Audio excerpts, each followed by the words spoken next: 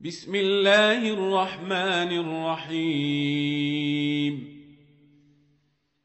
والشمس وضحاها والقمر إذا تلاها والنهار إذا جلاها والليل إذا يغشاها والسماء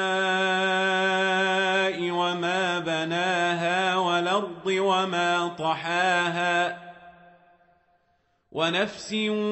وما سواها فألهمها فجورها وتقواها قد أفلح من زكاها وقد خاب من دساها كذبت ثمود بطغواها إذ انبعث أشقاها فقال لهم رسول الله ناقة الله وسقياها